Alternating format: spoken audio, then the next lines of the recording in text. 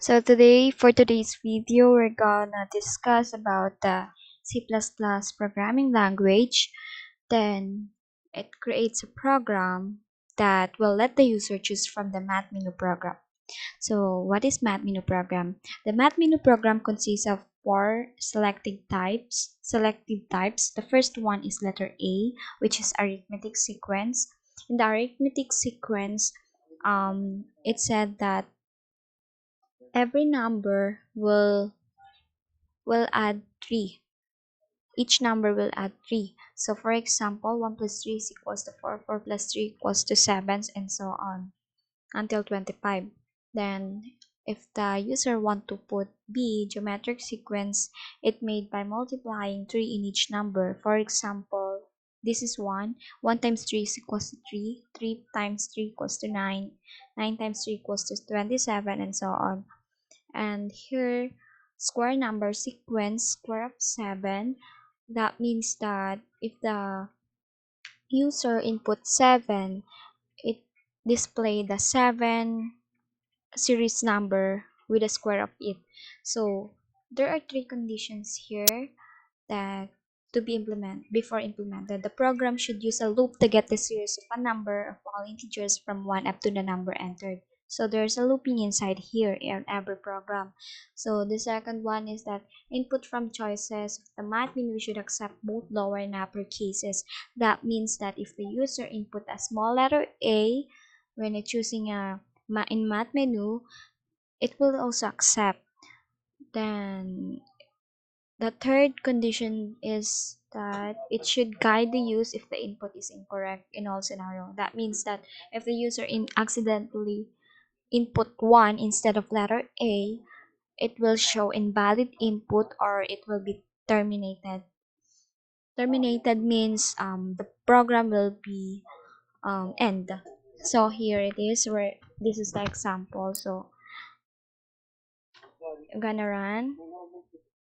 So for example, math menu, I will choose letter A, and then letter A, it said that congrats, you choose step A arithmetic sequence. So it said that we are now in arithmetic sequence. So I'm the user, so I would like to input the last term. By default, it said here that the first term is 1 and up to the number entered. So you're the user is the one who will decide what is the last term. So for example, the last term here is 25, so I will choose 25. 25. So the output is 1, 4, 7, 10, 13, 16, 19, 22, 25. It is also the same in the example here.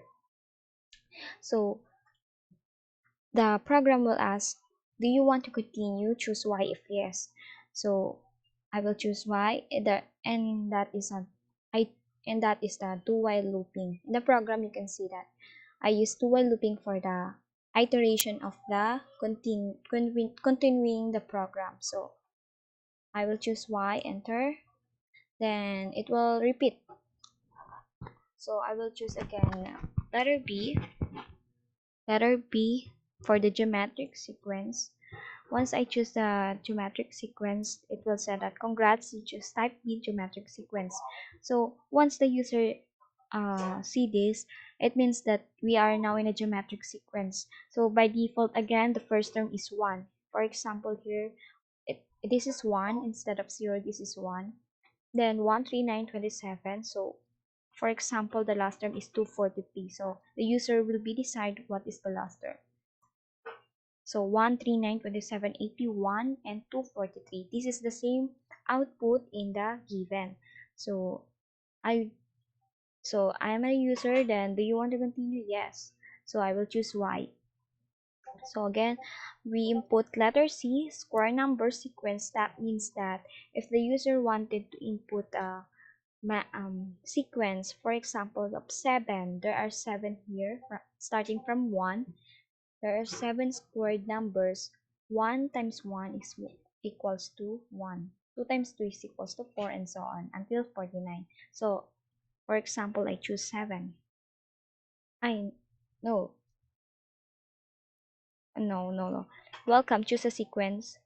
that means that I'm I'm I'm wrong here. So again, we input. Do you want to continue? Yes. C, letter C. Then, ayan. The first term is 1, so enter a number of 1 to 7. This is the time that I will input the number 7. So, 1, 4, 9, 6, 36, 16, 25, 36, 49. This is also the same output from the in the no in the given. So, what if the user input yes, I input y, then in this time he or she decided to exit the program. So that's why I put letter D to exit or be terminate, or the program will be terminated. For example, I put here D, then ayan, program terminated. So here it said that should accept both lower and upper cases. I accept the lower first. So now I try the upper cases. I'm gonna run it again. For upper cases, choose a sequence letter A. So here you can see that it accepts letter A. So the first term is 1. So again, I put 20, 25, for example, like here, 25. So 25. So it's the same output from here and earlier. So I will also input letter P, capital P. I. In this time, do you want to continue? Ah, because in this, the question is asking, do you want to continue? Instead of letter B, I must choose Y. This is the example that if the user put an incorrect letter, or instead of, ano to, parang bukod sa Y, ganun. Letter B, for example, the program will be terminated, and it also said that invalid input, program terminated. So, again, we put letter A, arithmetic, the first term is 20, 25, then output 1, 4, 7, 13, 16, 29, 22, 25. So, do you want to continue? Yes. Then, letter B is geometric sequence. So, I put letter B, capital B, must be accepted. So, it said here, congrats, you choose type B, geometric sequence. So, you can see the program will run even though we put a capital letter, because in the condition you can see that it should accept both lower and upper cases. So enter the last number. I put, for example, 243 again, 243. Then it also have the same result in the program, in the sample here. So do you want to continue? You can also use capital Y for here. Yeah. So math menu, arithmetic sequence, D, square number. So here we can choose letter C. So C, do you want the first term is 1, so I also put number 7. So here you can see that there's a square for it from 1 to 7. So I want to like continue again, but I want to exit. So letter D is the best. Here, capital letter D. We try it.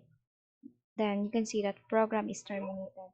So I I this I show you the program that should accept both lower and upper cases. So this is check.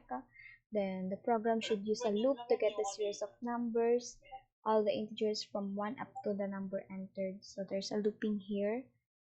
I choose looping here in the program. So you can see that there's looping, there's a looping here. So I did in the program, if the user input a case A, there's a looping here. You can see the while looping. Then it goto. I use goto because it's a jump statement. Once the while loop that's satisfied, it go here. So this is also works from case B. In the case C, I used a for loop. In a for loop, there's no jump statement.